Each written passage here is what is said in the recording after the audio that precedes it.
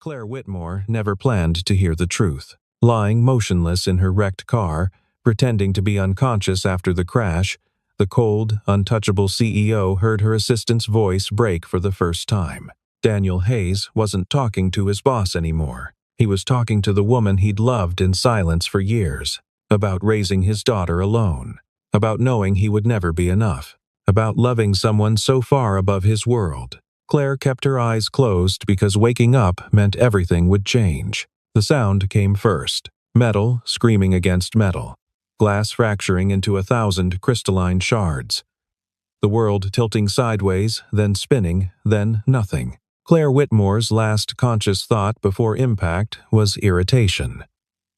She'd been reviewing quarterly projections on her phone while her driver navigated evening traffic. The numbers weren't meeting expectations. Revenue growth had plateaued. She needed to schedule another board meeting, push harder, demand more. Then the truck ran the red light. The collision folded reality. Her body lurched against the seatbelt. Her phone flew from her hands. The carefully controlled world of spreadsheets and strategic plans dissolved into chaos and the sharp chemical smell of airbags deploying. When awareness returned, it came slowly, like surfacing from deep water. Claire registered sensations before thoughts. The metallic taste of blood in her mouth, the pressure of deflated airbags against her chest, the odd angle of the back seat where she'd been thrown. Her eyes remained closed, not from injury, not from pain, but from instinct. The same instinct that had carried her through hostile boardrooms and cutthroat negotiations for a decade. When you don't know the situation, you gather information first. You listen. You wait. So Claire stayed perfectly still, her breathing shallow, while voices approached the wreckage. "Someone call 911. Is she alive? Don't move her. Wait for paramedics." Strangers. Concerned strangers who would forget her face by tomorrow. Claire's mind began running diagnostics. Her fingers could flex. Her toes could move. Nothing felt broken, though her left shoulder throbbed where the seatbelt had caught her. Concussion, maybe. Bruising, certainly. But survivable. She was about to open her eyes when she heard it. "Claire!" Daniel's voice. Raw, terrified, stripped of every professional boundary. Her assistant shouldn't have been here. He'd left the office an hour before her, heading home to his daughter. But somehow he was here, and he was shoving through the crowd with a desperation that made Claire's chest tighten. "Ma'am, you can't. That's my boss." Claire. Footsteps crunched over broken glass. Then hands Daniel's hands. She knew them somehow. Knew the careful way they handled documents. The slight callus on his right thumb from holding pens were touching her face, checking for a pulse at her throat. "God, please, please be okay." The raw prayer in his voice made Claire's decision for her. She kept her eyes closed, kept her body limp, because something in Daniel's tone told her that if she woke now, she'd never hear what he sounded like when he thought no one was listening. "Ambulance is 2 minutes out," someone called. Daniel's hand found hers. His fingers wrapped around her palm, and Claire felt the slight tremor running through them. In 3 years of working together, she'd never known Daniel Hayes to shake. He was steady, reliable, the one person in her company who anticipated her needs before she voiced them, who worked late without complaint, who never demanded recognition. She'd promoted him to executive assistant because he was invisible in the best way, competent without ego, present without being intrusive. But there was nothing invisible about the way he was holding her hand now. "I've got you," he whispered. "You're going to be fine. You have to be fine." His thumb traced circles on her knuckles, an unconscious gesture, intimate in a way that transcended their professional relationship. Claire's heart rate spiked. She knew he'd feel her pulse quicken beneath his fingers, but he seemed to interpret it as distress rather than awareness. "It's okay," he murmured. "Help is coming. Just hold on." Sirens wailed in the distance, growing louder. The crowd around the wreckage shifted, making space for emergency responders. But Daniel didn't let go of her hand. "Sir, we need you to step back." "I'm her emergency contact," Daniel said. The lie came so smoothly that Claire almost believed it herself. "I'm not leaving." A pause. Then, "All right, but stay out of our way." Paramedics swarmed the vehicle. Hands checked her vitals. Lights flashed across her closed eyelids. Someone fitted a neck brace around her throat. The professional efficiency should have been reassuring, but all Claire could focus on was Daniel's presence beside her, his hand never leaving hers. "Vitals are stable," a paramedic announced. "Pupils responsive. Possible concussion. We're transporting to Memorial." They maneuvered a backboard beneath her with practiced precision. The motion jostled her injured shoulder, and Claire had to concentrate to keep from flinching. Play the part. Stay unconscious. Because something told her that if she woke up now, Daniel would retreat behind his professional mask, and she'd never know what he really thought, what he really felt. "I'm riding with her," Daniel said. "Family only. I told you, I'm her emergency contact. Check her employee file if you don't believe me." Another pause. Claire could imagine the paramedic's skepticism, but apparently Daniel's conviction won out. "Fine. But stay seated and don't interfere." They loaded her into the ambulance. The doors slammed shut. The siren wailed, and in the enclosed space, with only the paramedic focused on checking her IV and Daniel sitting beside her stretcher, Claire heard him speak again, quieter now. Almost to himself. "I should have stayed late tonight. I should have driven you home. I knew you'd work until dark. I knew you'd be tired. And I left anyway, because Emma had that science project due and I'm all she has, and I can't." His voice cracked. Claire's chest constricted. In 3 years, she'd never heard Daniel mention why he always left exactly at 5:30. She'd assumed it was principle, a boundary, proof that even her most dedicated employee had limits. She'd never considered it might be necessity. "If something happens to you," Daniel continued, the words spilling out like a confession. "God, Claire, you don't know. You can't know. But if I lose you..." The paramedic glanced over, then tactfully returned his attention to the monitors. Daniel's hand tightened around hers. "I know I'm just your assistant. I know you probably don't even think about me outside of work, but every morning when you walk into that office, every time you trust me with something important, every rare moment when you almost smile at one of my terrible jokes," he exhaled shakily. "Those are the moments I live for." Claire's mind reeled.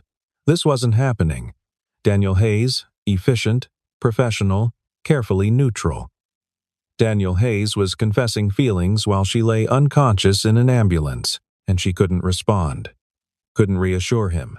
Couldn't do anything but listen as her entire understanding of their relationship shattered and reformed into something new, something terrifying. "We're approaching the hospital," the paramedic announced. Daniel fell silent, but his hand remained wrapped around hers, anchor and lifeline, all the way to the emergency room doors. They transferred her to a hospital bed. Doctors conducted examinations with brisk efficiency. Claire kept her breathing steady, her body relaxed, while medical professionals discussed her condition as if she weren't there, which, she supposed, they believed she wasn't. Not really. Not consciously. Concussion, definitely. Some bruising. No internal bleeding that we can detect. We'll monitor her overnight.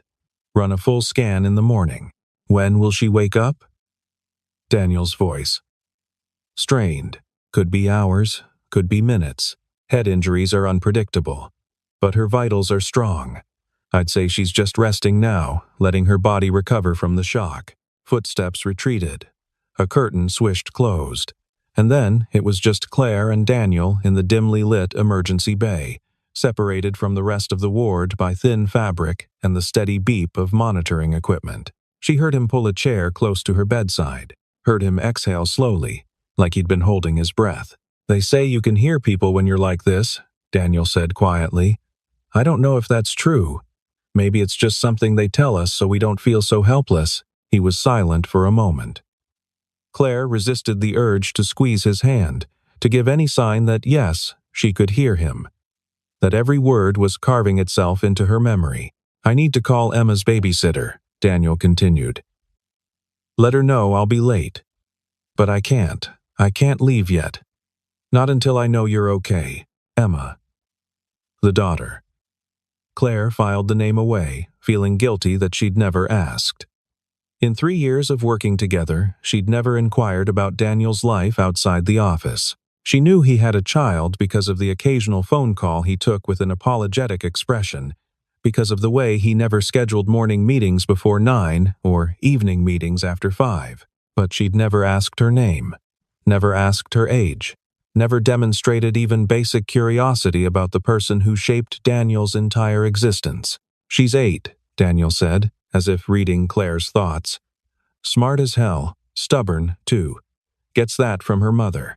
His voice softened on those last words, became reverent and sad in equal measure. "Laura died 4 years ago. Cancer. By the time they caught it, there was nothing they could do except make her comfortable." Claire's heart clenched. She'd hired Daniel Hayes 3 years ago, which meant, "I was drowning," Daniel continued. "Hospital bills, funeral costs. A 4-year-old who didn't understand why mommy wasn't coming home. I was working 2 jobs and still couldn't keep up with the debt. Then I saw your listing, executive assistant position. The salary was God. It was more than I'd made in a year at both jobs combined." He laughed, but there was no humor in it. "I almost didn't apply. Figured someone like you wouldn't hire someone like me. High school diploma. Community college dropout. No fancy credentials. But Emma needed stability. She needed a father who could be present, not someone working himself to death just to make rent." Claire remembered the interview. Daniel had been nervous but composed. His resume was thin on formal education but rich in practical experience. He'd answered her questions with quiet intelligence, and when she'd described the demands of the position, long hours, high pressure, constant availability, he'd met her eyes and said, "I'll work harder than anyone you've ever hired, and I'll never let you down." He'd kept that promise. For 3 years, he'd been the one constant in her chaotic professional life. "You hired me on the spot," Daniel said. "Do you remember? I thought I'd have to interview for weeks, compete with dozens of other candidates. But you looked at me and said, 'When can you start?' Like it was that simple." It had been simple. Claire had built her career on reading people, on identifying talent beneath surface presentations. Daniel Hayes had something none of the overqualified candidates possessed: genuine need. And people who needed something worked harder to keep it. Cold logic, but effective. Except now, listening to Daniel's voice in the darkness, Claire wondered if there had been something else. Some unconscious recognition. Some instinct that said, "This person matters." "You saved us," Daniel said softly. "I know you probably don't see it that way. To you, I was just another employee. A good investment. But to me, to Emma, you were everything. Steady paycheck, health insurance, the ability to take her to the doctor without bankrupting us, to buy her new shoes when she outgrew the old ones, to take a night off and read her bedtime stories without falling asleep from exhaustion." His hand tightened around hers. "You gave me my daughter back, and I've spent 3 years trying to find a way to repay that debt, trying to be worth what you gave me, but I can't." His voice broke. "I can't repay it by falling in love with you." Claire's breath caught. She covered it by letting out a small, unconscious sound, the kind of noise someone truly asleep might make.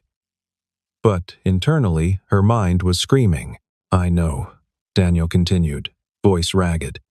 "I know how wrong it is. You're my boss. You're brilliant and powerful, and so far out of my league it's laughable. But every day I watch you command rooms full of people twice your age. I watch you make impossible decisions. I watch you carry the weight of 1,000 employees on your shoulders and never complain, never falter." He exhaled shakily. "And I think, who takes care of you? Who makes sure you eat lunch? Who notices when you're running on 3 hours of sleep? Who tells you it's okay to go home?" "Me," Claire thought. "You do. I try to help in the small ways I can," Daniel said. "Coffee how you like it. Files organized before you ask. Pushing back on meetings when I can see you're exhausted. But it's not enough. It's never enough, because at the end of the day, I'm still just the assistant. The employee. The single dad who can't even work past 5:30 because he has a daughter who needs him. You're not just anything, Claire wanted to say, but she kept her eyes closed, kept her breathing steady. I know I'll never be enough for you, Daniel said quietly. I know that someday you'll meet someone on your level, someone who can match your brilliance, someone who can give you the life you deserve, and I'll be happy for you. I will, because you deserve everything. His thumb traced circles on her knuckles again. But right now, in this moment, I need you to know something. Even if you never hear it. Even if you wake up and everything goes back to normal and we never speak of this again. He leaned closer. Claire could feel his breath against her ear. I love you, Claire Whitmore. I love your determination and your standards and the way you pretend not to notice when I bring Emma to the office on school holidays. I love how you remember everyone's names, how you fight for your employees even when it costs you, how you never ask anyone to do something you wouldn't do yourself. His voice dropped to a whisper. And I love that you have no idea how extraordinary you are. That you think success is the only thing that matters. That you've built walls so high around your heart that you can't see who's been standing at the gate for 3 years, hoping you'll let him in. Tears burned behind Claire's closed eyelids. She couldn't respond. Couldn't move, couldn't do anything but lie there and let Daniel's words reshape everything she thought she knew about her life. Okay, Daniel said, his voice returning to something resembling composure. Okay, I said it. Even if you never know, at least I said it. He stood. Claire heard him move toward the curtain. I need to call Emma. But I'll be back, I promise. I'm not leaving you here alone. His footsteps faded, and Claire lay in the hospital bed, eyes still closed, while silent tears slipped down her cheeks. Daniel returned 20 minutes later with coffee that smelled like hospital vending machines and resignation. Claire had used the time alone to get her emotions under control, to wipe away the tears with small, controlled movements she hoped would look like unconscious twitching, to rebuild the armor she'd worn for so long it felt like skin. But when she heard Daniel sink back into the chair beside her bed, when she felt him take her hand again like it was the most natural thing in the world, the armor cracked. Emma says hi, Daniel said softly. She wanted me to tell you she hopes you feel better. She's drawing you a get well card. She draws cards for everything. Birthday cards. Thank you cards. Random Tuesday cards because she felt like it. Affection saturated his voice. She got that from Laura. My wife, she was an art teacher. Elementary school. She could make anything beautiful. Give her some construction paper and safety scissors and she'd create masterpieces. He was quiet for a moment, remembering. We met young. Too young, probably. I was 19, working construction to save money for college. She was 21, just graduated, full of dreams about inspiring kids. We probably shouldn't have worked, but his thumb resumed those small circles on Claire's hand. She made me believe in things. In possibilities. She looked at a high school dropout with calloused hands and saw potential. Saw someone worth building a life with. Claire's chest ached. She'd never heard such naked love in someone's voice. We were married 6 months after we met. Everyone said we were crazy, that it wouldn't last. But we proved them wrong. We had 4 good years, 4 years of laughter and terrible apartment living, and dreams about the future. His voice grew heavier. Then Emma came along. Unplanned, but so wanted. Laura glowed when she was pregnant. She painted the entire nursery herself, covered the walls in storybook characters. Peter Pan, Alice in Wonderland, the Velveteen Rabbit. She wanted Emma to grow up, surrounded by magic. Daniel exhaled slowly. Emma was 2 when Laura got sick. Started with fatigue. Laura kept saying she was just tired from chasing a toddler around. Then she started losing weight. Then came the pain. Claire could hear the nightmare unfolding in his carefully controlled tone. Ovarian cancer. Stage 4 by the time they diagnosed it. The doctors gave her 6 months. She lasted 8 through sheer stubbornness because she wasn't ready to leave Emma. Wasn't ready to leave me alone with a toddler and no idea how to braid hair. He laughed, but it sounded like glass breaking. She made lists. Detailed lists. How to handle Emma's tantrums. What books to read at bedtime. How to make her favorite meals. She recorded herself reading stories so Emma would have her voice. She wrote letters for every birthday until Emma turned 18. Tears were flowing freely down Claire's face now, but Daniel couldn't see them in the dim light. Couldn't see how his story was unraveling her. The hospital bills were crushing, Daniel continued. Even with insurance, the costs, experimental treatments, specialists, medications, I sold everything. Our car, Laura's art supplies, the furniture her grandmother left her. It wasn't enough. His voice dropped. I was working 16-hour days while Laura was dying, missing her last lucid moments because I was framing houses to pay for medication that wasn't working. And when it was over, I had a 4-year-old, $200,000 in debt, and no idea how to survive. The next 2 years I don't even remember most of it. I worked myself numb, took any job I could get, left Emma with babysitters who barely spoke English. I was present physically, but absent everywhere else, just trying to keep us afloat. He paused. Then, one day, Emma's preschool teacher called me in for a conference. Said Emma was struggling, acting out, drawing pictures of her mother as an angel and her father as an empty space. The teacher looked at me and said, "Your daughter doesn't need money. She needs her dad." Daniel's voice roughened with emotion. "That's when I saw your job listing. And I thought, maybe this is it. Maybe this is how I get Emma back. How I become the father Laura trusted me to be." He squeezed Claire's hand. "You didn't just hire me, Claire. You gave me a life. You gave me flexibility when Emma was sick. You didn't ask questions when I needed to leave early for school plays. And that one time," he stopped, started again. "That one time when Emma had pneumonia and I was out of sick days and terrified I'd lose my job, you came to my desk and said, 'Family comes first, Daniel. Always.' Like it was obvious. Like it wasn't a weakness to choose your child over career advancement." Claire remembered. She'd been harsh about it, hadn't wanted to appear soft, but she'd meant every word. "I've never told you this," Daniel said quietly. "But after that day, Emma asked who my boss was. I showed her your picture from the company website, and she said that you saved people without them even knowing." He leaned back in the chair, exhaustion clear in his posture. "Emma draws you sometimes, in her pictures. You're usually wearing a cape. I should probably tell her to stop before it gets weird, but I can't. Because to us, you are a superhero. You're the reason Emma has a father who can read bedtime stories. The reason she has birthday parties and new shoes and a stable home." His voice dropped to barely a whisper. "You're the reason I could survive losing the love of my life. Because you gave me something to build toward, a way to honor Laura's memory by being the dad she believed I could be." Silence settled over the hospital bay. The monitors beeped.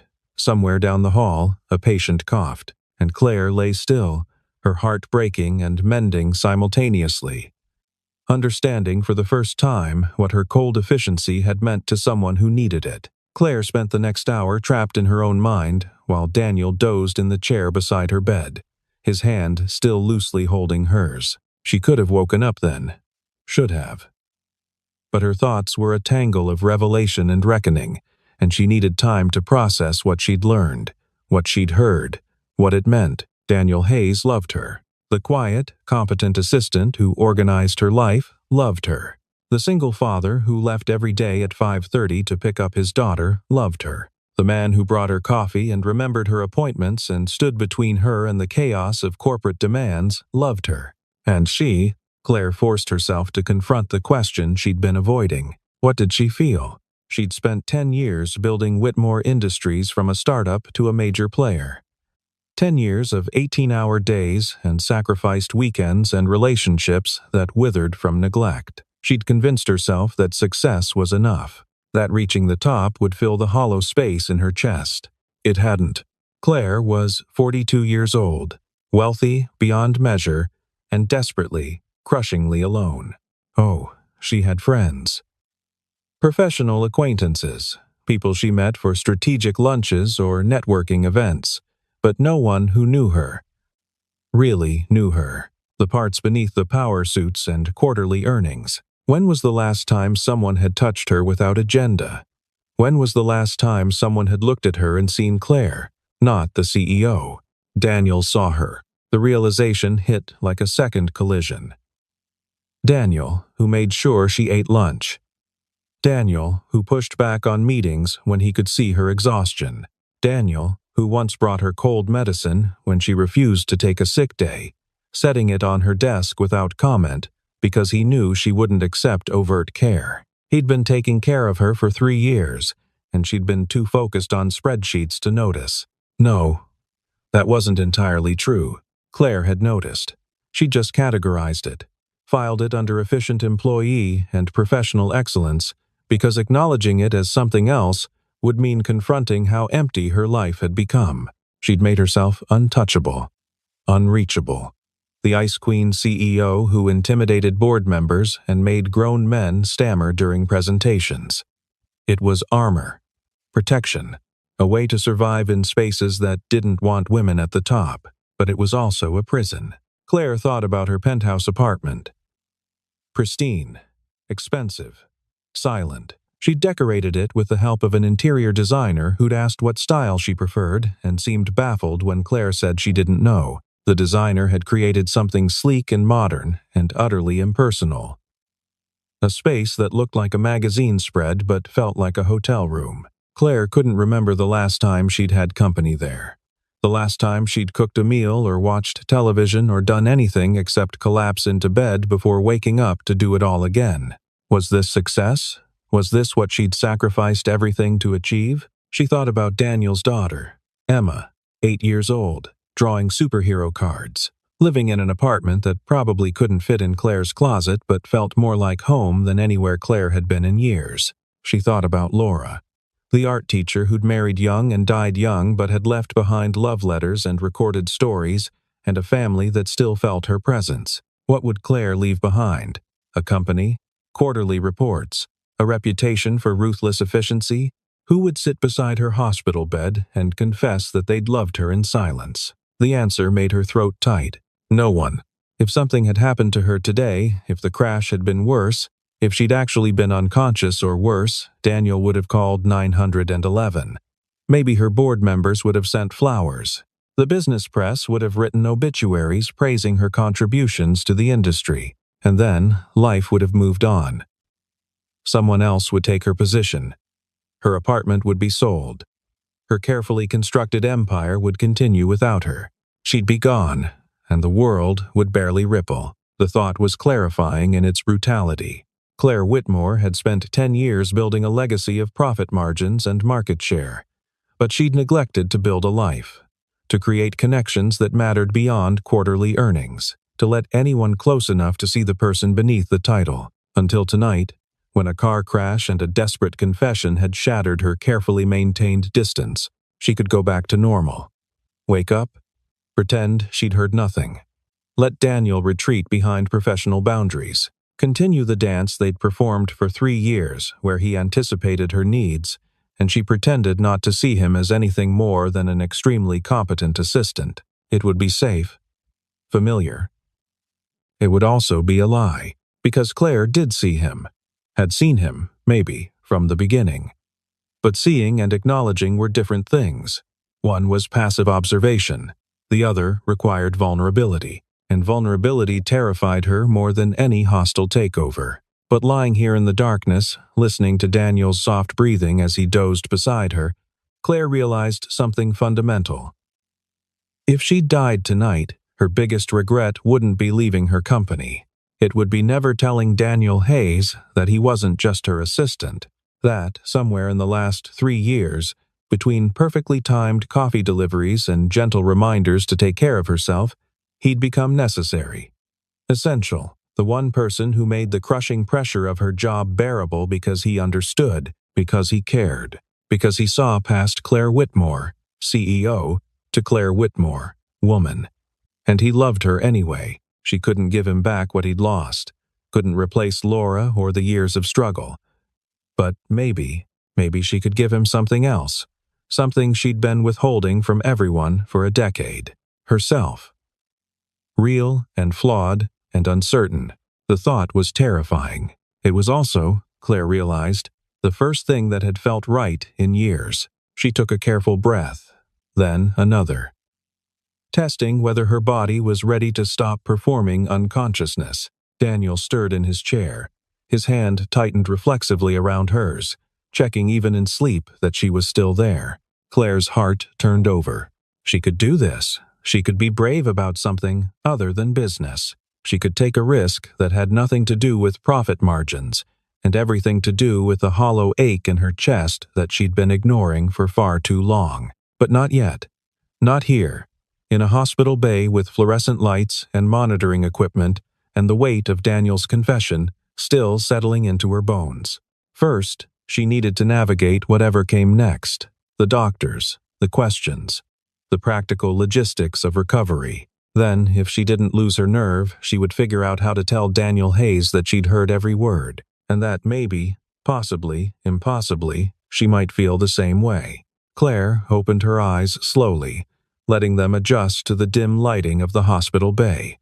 She blinked, making small, disoriented movements that would seem natural for someone emerging from unconsciousness. Daniel jerked awake in the chair beside her. "Claire?" His voice was rough with sleep and sudden alertness. "Oh, thank God. How do you feel?" Claire turned her head carefully, genuinely testing for pain. Her shoulder throbbed. Her neck was stiff from the brace. "But otherwise, like I was in a car accident," she said, her voice hoarse. "Realistic. What happened?" Daniel leaned forward, his professional mask sliding back into place so smoothly that Claire's chest ached. This was what he did. Who he was with her during daylight. Competent, composed, carefully neutral. "Truck ran a red light," he explained. "Hit your car broadside. You've been unconscious for about 3 hours. The doctors say you have a concussion, some bruising, but nothing serious." 3 hours? Claire frowned. "How did you—" "I heard about the accident on the police scanner app." The lie came easily. Too easily. Daniel had clearly prepared this answer. "I was still nearby, picking up Emma from her after-school program. I got here as fast as I could." Claire studied him. Noted the tension around his eyes, the way his hands were carefully folded in his lap instead of reaching for hers, the professional distance he'd reestablished. Everything she'd heard felt like a dream. Except it wasn't. It had been real and raw and completely at odds with the man sitting beside her now. "Thank you for coming," Claire said softly. "You didn't have to." "Of course I did." Daniel's expression didn't waver. "You're my boss." And he hesitated, then added, "We're colleagues. I'd do the same for anyone from the office." The words landed like small cuts. Claire knew he was protecting himself, protecting both of them. But hearing him categorize her as just another colleague after his earlier confession felt deliberately painful. She could call him on it. Could say, "I heard you. I heard everything." But that would be cruel in its own way. Would force a confrontation here. Now, when Daniel was exhausted and vulnerable, and she was wearing a hospital gown with a neck brace. "So instead," Claire said, "still, I appreciate it." A nurse pushed through the curtain, clipboard in hand. She took one look at Claire's open eyes and smiled professionally. "Welcome back, Miss Whitmore. I'm Nurse Patterson. How are you feeling?" "Like I need about a gallon of water and possibly some painkillers. We can arrange that." Nurse Patterson began checking vitals, asking standard questions about Claire's pain levels, whether she knew where she was, what year it was. Claire answered patiently, aware of Daniel sitting quietly in the corner, watching. "Everything looks good," Nurse Patterson finally declared. "The doctor will want to do a full examination in the morning, run some scans. We're keeping you overnight for observation. When can I leave?" "Probably tomorrow afternoon if the scans are clear. But you'll need someone to stay with you for the first 48 hours.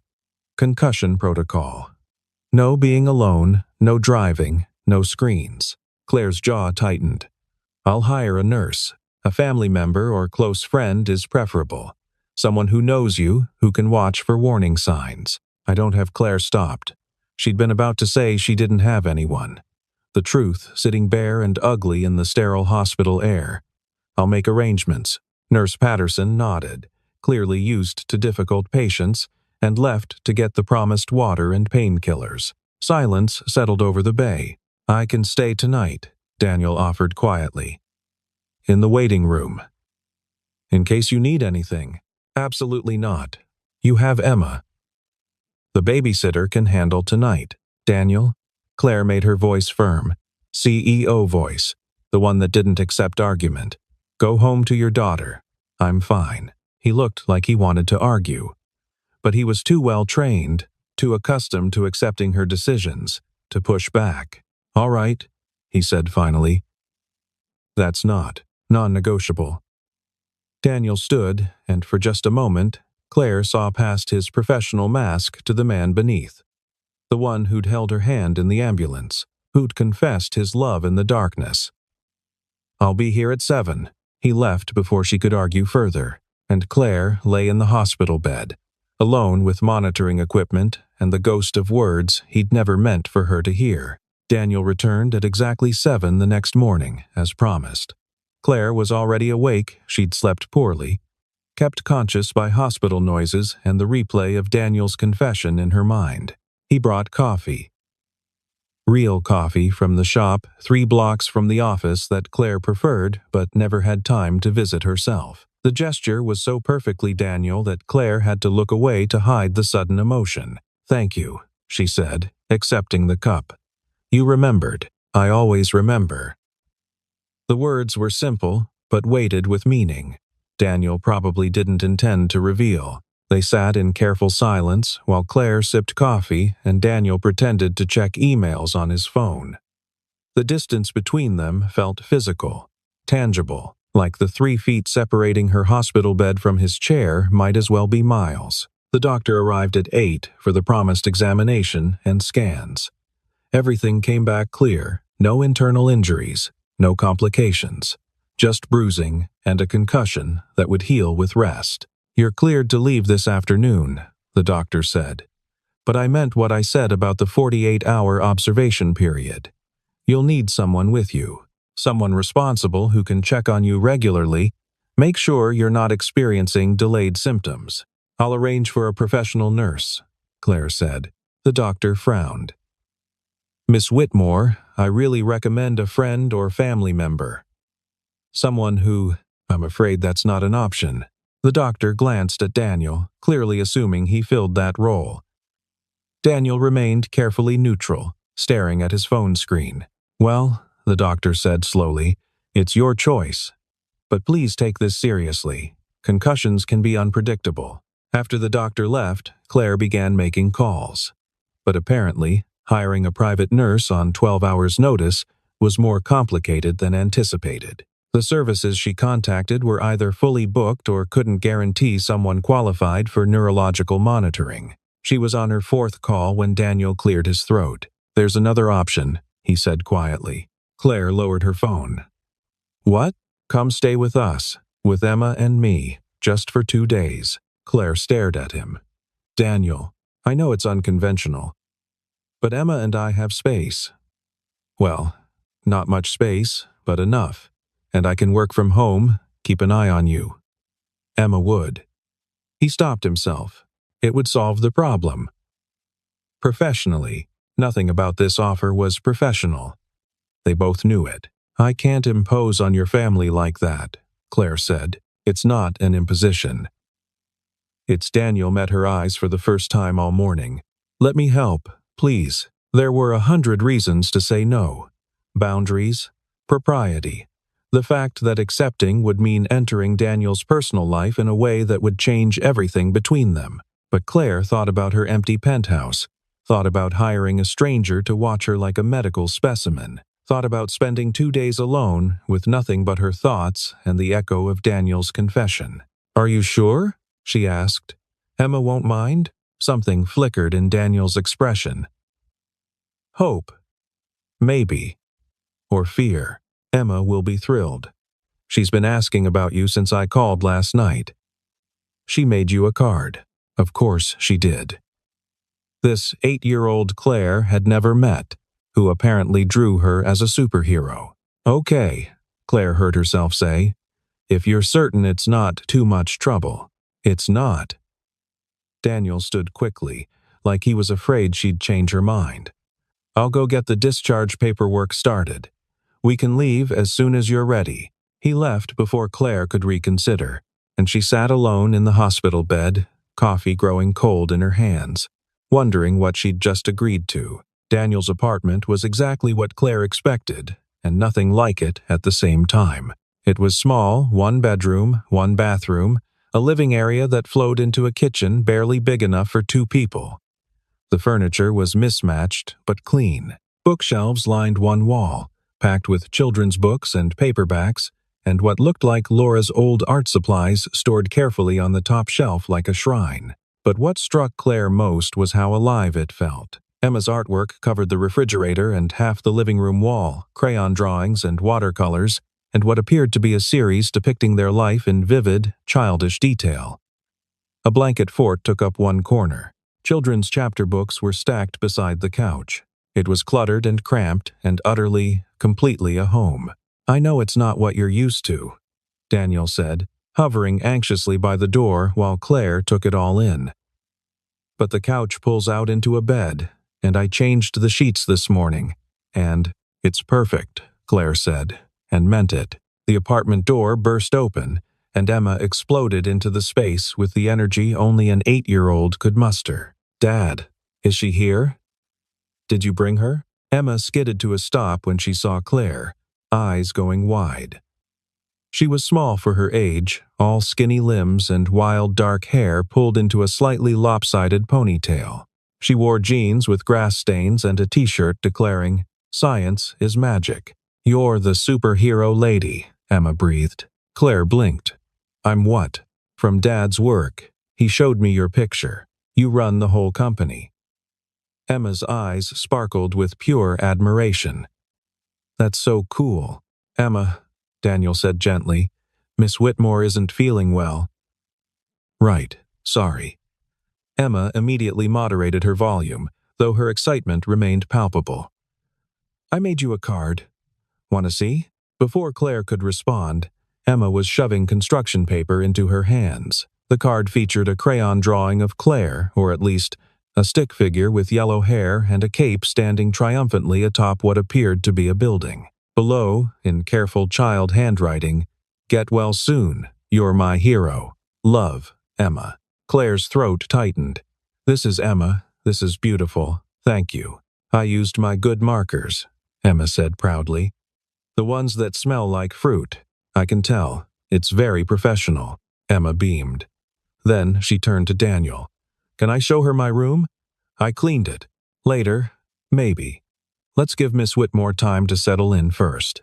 But Claire surprised herself by saying, "I'd love to see your room, Emma." "If that's all right." Emma's face lit up like Christmas morning. She grabbed Claire's hand carefully, like she understood about the injuries, and tugged her down the short hallway. Emma's room was tiny. A twin bed took up most of the space, covered in a quilt that looked handmade. Artwork covered every available inch of wall. Emma's own creations, mixed with what Claire suspected were Laura's pieces. A small desk held colored pencils and paper. Books were stacked everywhere. "This is where Mom used to read to me," Emma said, pointing to the bed. "Dad does it now, but he uses funny voices." Mom's voices were better. The casual mention of Laura made Claire's chest ache. But Emma didn't seem sad, just matter of fact, the way children could be about grief. "I'm sure your dad does his best," Claire said softly. "He does. He tries really hard." Emma looked up at Claire with serious eyes. "He works a lot because of me. But he always comes to my stuff, like my science fair and my concerts, and when I had to go to the hospital that one time." "You went to the hospital?" "Pneumonia. It was scary. But Dad stayed the whole time. He didn't even go to work." Emma said this with the gravity of someone describing a miracle. "He said I was more important. Claire remembered. She remembered Daniel's pale face when he'd requested time off, the way he'd seemed braced for rejection. She'd told him family came first, but she hadn't understood what it meant. She understood now. "Your dad loves you very much," Claire said. "I know," Emma grinned. "He says I'm his favorite person in the whole world, even though sometimes I'm annoying." Despite everything, Claire laughed. "I'm sure you're not annoying. I am sometimes, like when I don't want to go to bed, or when I practice my recorder. Dad says it sounds like a dying goose, but he's joking." Mostly. Daniel appeared in the doorway. "Emma, why don't you give Miss Whitmore some space? She needs to rest." "But we're talking." "I know, sweetie, but it's fine," Claire interrupted. "Really? I'm just sitting.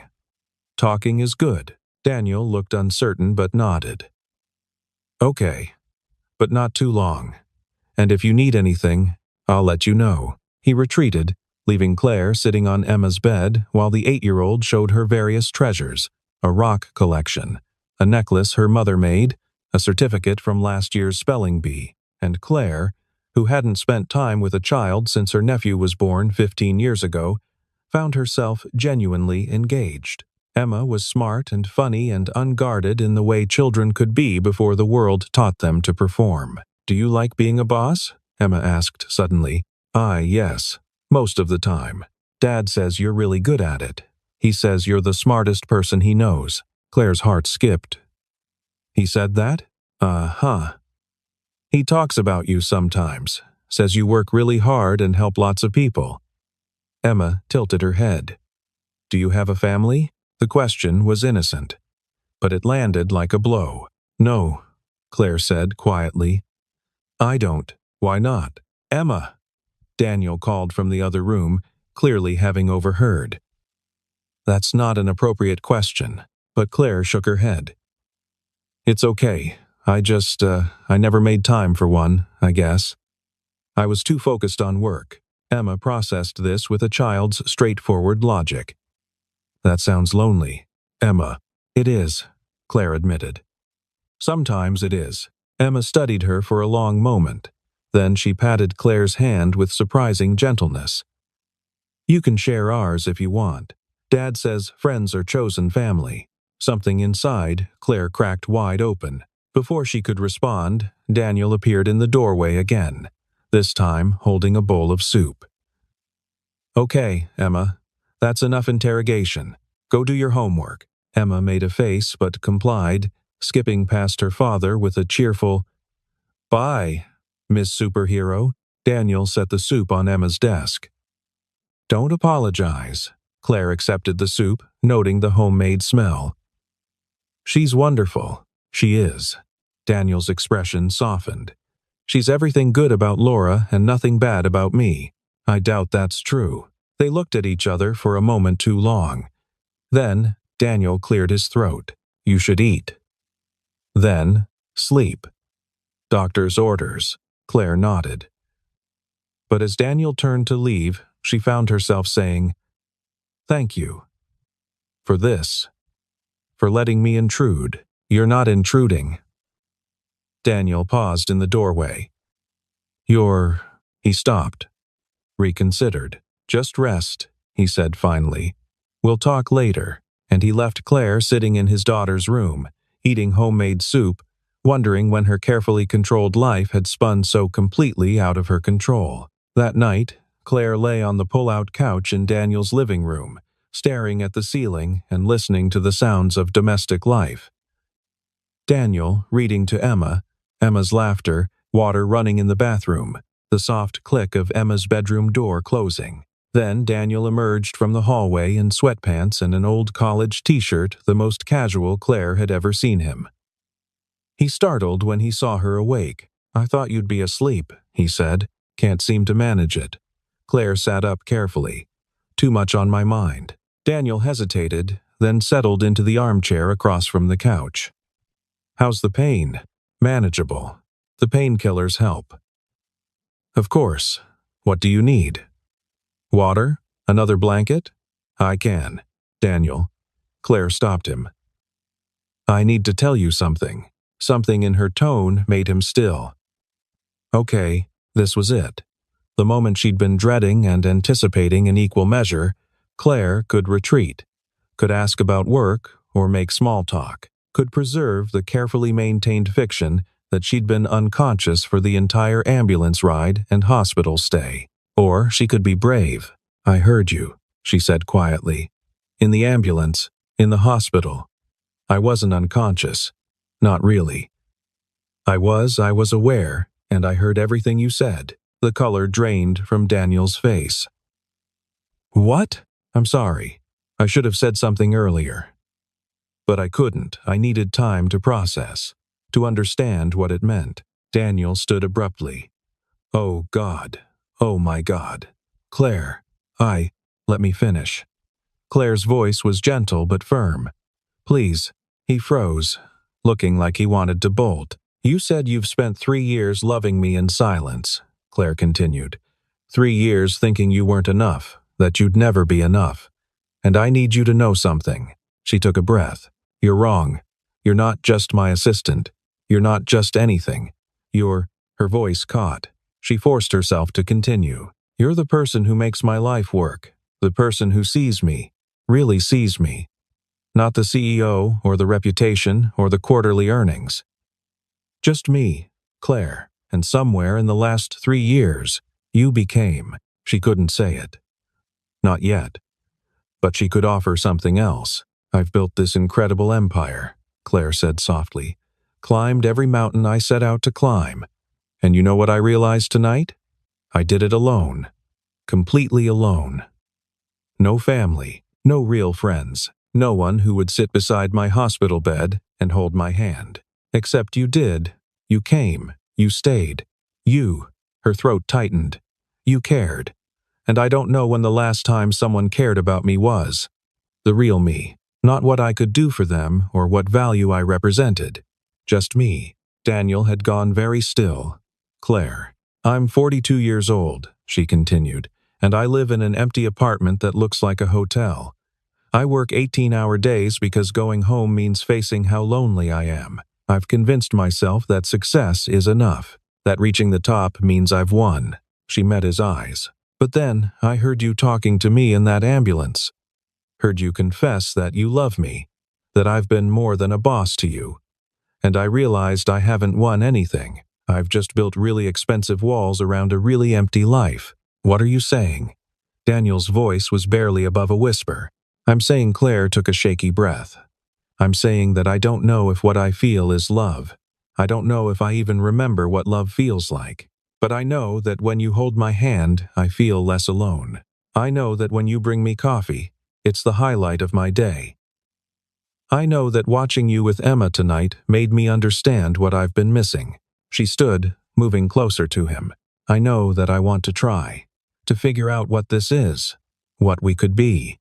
If you're willing to take that risk with someone who's broken and closed off and probably going to be terrible at this. Daniel stared at her. For a long moment, he didn't move, didn't speak. Then he said, You're not broken. Daniel, you're not. His voice was fierce. You're careful, protected. But you're not broken. And I don't need you to be anything other than what you are. He stepped closer, closing the distance between them. I fell in love with the woman who remembers everyone's names, who fights for her employees, who pretended not to notice when I brought Emma to the office on holidays but had coloring books waiting in the conference room, who works herself to exhaustion because she cares, even when she pretends she doesn't. His hand reached up, hovering near her face but not quite touching. I don't need you to be perfect, Claire. I just need you to be real. Claire felt tears threatening. I don't know how to do this. How to be someone's... She struggled for words. I've never. We'll figure it out. Daniel's hand finally made contact, cupping her cheek gently. Together. If you want to, I want to. The words came out as barely more than a whisper. I want to try. Then, that's enough. Daniel smiled a real smile, not the professional one he wore at the office. We can start there. Claire leaned into his hand, letting herself experience the simple comfort of being touched with care. Your daughter thinks I'm a superhero. She's not wrong. She offered to share her family with me. That's Daniel's voice caught. That's Emma. She has more heart than any kid should. She gets that from her father. They stood there in the dim living room, close enough to feel each other's warmth, while Emma slept down the hall and the rest of the world continued on without them. What happens now? Claire asked. Now? Daniel's thumb traced her cheekbone. Now you rest, you heal, and when you're ready, when we're both ready, we figure out what comes next. That's not a very detailed plan. I know. He smiled. Must be killing you. Despite everything, Claire laughed. Little bit.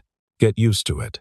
Life with Emma and me is rarely planned. I'm not good with chaos. I know. But maybe Daniel's expression softened. Maybe that's okay. Maybe we balance each other out. Claire wanted to kiss him. Wanted it with a sudden, fierce certainty that surprised her. But they were standing in his living room at midnight with his daughter sleeping down the hall. And she had a concussion. And this was all so new and fragile that rushing seemed dangerous. So instead, she said, I should sleep. Doctor's orders. You should.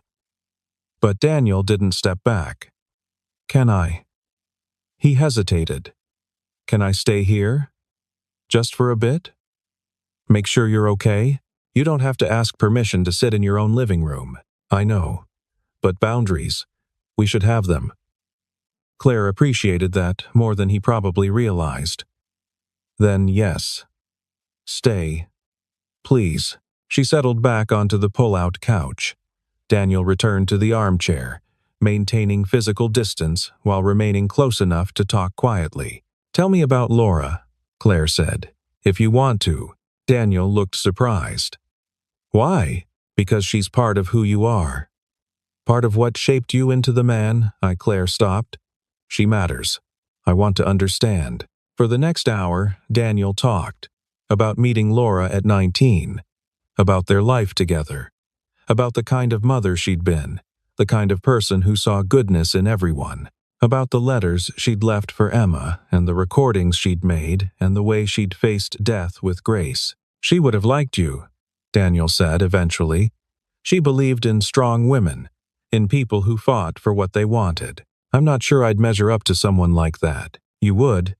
Daniel's certainty was absolute. You do. Eventually, exhaustion caught up with Claire.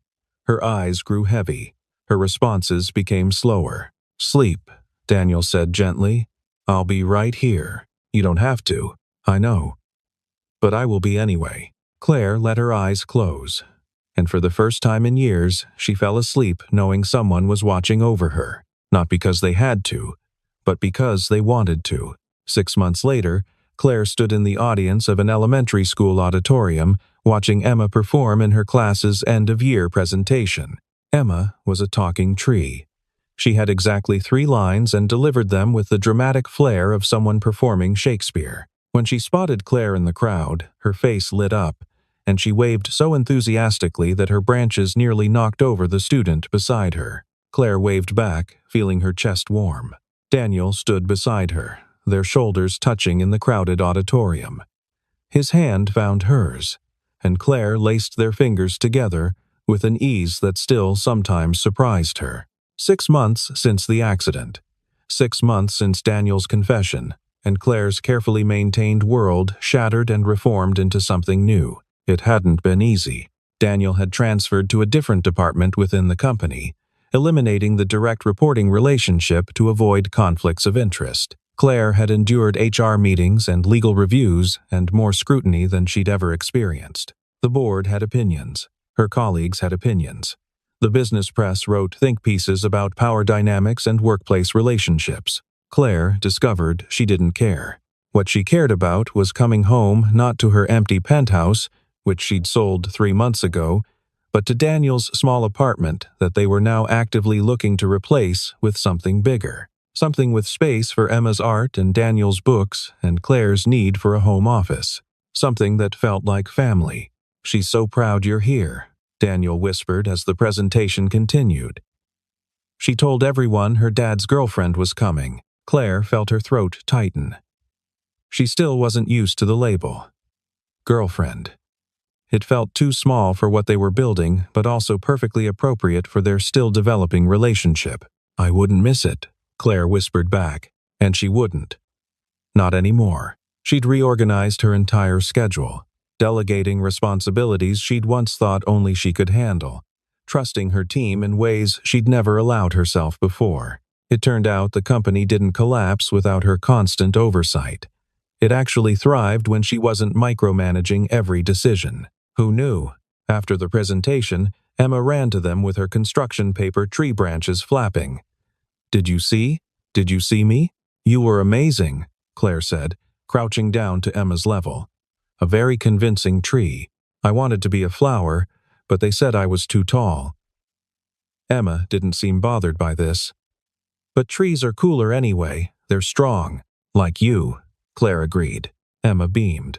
Then, without warning, she threw her arms around Claire's neck in a fierce hug. I'm glad you're here. Claire hugged her back, careful of the cardboard branches. Me too, sweetheart. Over Emma's shoulder, she saw Daniel watching them with an expression she couldn't quite name. Love, certainly. But also something like wonder, like he still couldn't quite believe this was real. Claire understood. She felt it too. They went for ice cream afterward, a new tradition they'd established. Emma got chocolate with rainbow sprinkles and told them detailed stories about school drama Claire barely followed. Daniel got vanilla and teased Emma about her sugar-induced energy. Claire got strawberry and just listened, soaking in the ordinary magic of being part of something. Later, after Emma was in bed, Claire and Daniel sat on the couch together. Claire had learned to tolerate the cramped space, though she still occasionally argued for that bigger apartment. She asked me something yesterday, Daniel said quietly. Emma, what? She asked if you were going to be her mom now. Claire's heart stopped. What did you tell her? I told her. Daniel turned to face her. I told her that families come in all different shapes, that you weren't trying to replace Laura, but that maybe, eventually, you could be something different, something new. How did she respond? She said that was okay, that she had room for both, that love doesn't run out just because you share it. Claire felt tears threatening. She's very wise. She is. Daniel took Claire's hand. But I want you to know there's no pressure, no timeline. We can take this as slow as you need. Claire had been thinking about this, about what she wanted, what she was ready for. I want to move in together, she said. Officially. Find a place that's ours, all of ours. Daniel's eyes widened. Are you sure? I'm sure. Claire squeezed his hand. I'm tired of half measures, of protecting myself from being hurt. I want to be all in. With you, with Emma, with whatever this becomes. It might get messy, Daniel warned. Emma's a great kid, but she's still a kid. There will be tantrums and homework battles and phases where she hates everything. I can handle messy. I run a corporation. That's different, maybe. Claire smiled. But I want to try anyway. I want to learn how to braid hair and help with science projects and be the person Emma waves at during school presentations. What about work? Your reputation? Work is work. It doesn't define me anymore. Claire said it with certainty she hadn't possessed 6 months ago. You and Emma, you showed me that. Taught me what actually matters. Daniel pulled her closer, wrapping his arm around her shoulders. I love you. Have I mentioned that recently? Not since this morning. Well, I love you. More than I thought possible. More than I probably should after only 6 months. Claire leaned into him. I love you too. The words still felt new, unfamiliar. But they were getting easier each time she said them. Thank you, Daniel said softly, for taking a chance on us, on me. Thank you for not giving up when I was too scared to try. They sat in comfortable silence, the television playing quietly in the background. Emma sleeping down the hall. This was what she'd been missing, Claire realized. Not grand gestures or dramatic moments, just this, quiet evenings with someone who knew her, who chose her, who saw her without the armor and loved her anyway. 3 months later, Claire stood in the kitchen of their new apartment, a 2-bedroom place with actual space and windows that let in real sunlight, making pancakes, while Emma sat at the table doing homework and Daniel organized boxes in the living room. They'd moved in 2 weeks ago. The apartment was still half unpacked, boxes stacked in corners, but it already felt more like home than anywhere Claire had lived. Claire? Emma's voice interrupted her thoughts. How do you spell astronaut? Claire spelled it out, flipping pancakes with the confidence of someone who'd practiced this simple domestic task dozens of times in the past few months. Thanks. We're writing about what we want to be when we grow up. What are you saying? Astronaut or scientist, or maybe a teacher like my mom was. Emma said this matter-of-factly. She talked about Laura often now, having grown comfortable with Claire's presence in her life. What did you want to be when you were little? Claire considered. I don't think I knew. I just knew I wanted to build something important. Did you? I did. I built a company that employs thousands of people. That's cool. Emma went back to her paper, then added, but I think the most important thing you built is being here. With us. Claire's hand stilled on the spatula. Out of the mouths of 8-year-olds came stunning wisdom. You're right, she said softly. This is more important. Daniel appeared in the kitchen doorway, slightly dusty from unpacking. Something smells amazing. Pancakes, almost ready. He came up behind her, wrapping his arms around her waist and resting his chin on her shoulder. The easy affection still made Claire's heart race, but she'd learned to lean into it rather than pull away. I have something for you, he murmured. Later. After Emma goes to bed, curiosity flickered. A surprise? Sort of. They had breakfast together, pancakes with too much syrup, Emma chattering about school, Daniel making terrible jokes. Normal. Perfect. Everything Claire had never known she needed. That evening, after Emma was tucked in and the kitchen cleaned, Daniel took Claire's hand and led her to the bedroom. From his nightstand, he pulled out a small box. Claire's heart leapt. Daniel, it's not a ring, he said quickly. Not yet. Not because I don't want to, but because, well, we said we'd take our time. He opened the box. Inside was a key, a simple silver key on a chain. It's to the apartment, Daniel explained. I know you already have a key, but this one is different. This one it's a promise that this is your home, that Emma and I are your family, that you don't have to be alone anymore. Claire's vision blurred. Daniel, you don't have to say anything. I just wanted you to know that we're here. We're staying, and whenever you're ready for more, for rings and papers and making it all official, I'll be here for that too. Claire took the key with shaking hands. It was beautiful in its simplicity, a physical reminder that she belonged somewhere. I love you, she whispered. Both of you, so much. We love you too. Daniel pulled her close. Always. Claire wrapped the chain around her neck, feeling the key settle against her heart. It was just a piece of metal, but it represented everything she'd spent 42 years avoiding and the past 9 months learning to embrace. Home, family, love, the things that actually mattered. 2 years after the accident, Claire Whitmore stood in front of her bathroom mirror, adjusting her dress and trying not to panic. You look beautiful, Daniel said from the doorway. Claire turned. He was already dressed in his suit, looking impossibly handsome and slightly nervous himself. This is crazy, she said. We're crazy, probably. He crossed to her, taking her hands. But I don't care. In the living room of their apartment, bigger now, with 3 bedrooms. Because they'd decided last year that Emma needed her own space, and they wanted to try for another child. Emma was putting final touches on flower arrangements with Claire's mother, who'd flown in from Seattle. Claire's relationship with her family had improved dramatically since meeting Daniel and Emma. Turned out having actual joy in her life made her more willing to let people in. Her mother had cried when Claire introduced Daniel, saying she'd worried Claire would die alone and workaholic. Claire had cried too, admitting she'd worried about the same thing. "I can't believe we're getting married in our living room," Claire said. "You wanted small, intimate." "I did. I do." She squeezed his hands. "But Daniel, are you sure? Really sure? I'm still terrible at this. At being domestic and maternal and—" "Stop." Daniel kissed her forehead. "You're not terrible. You're learning. And you're doing great. Emma still prefers you for most things. Emma adores you. She told me last week you're the best thing that ever happened to our family." Claire's eyes welled up. "She did?"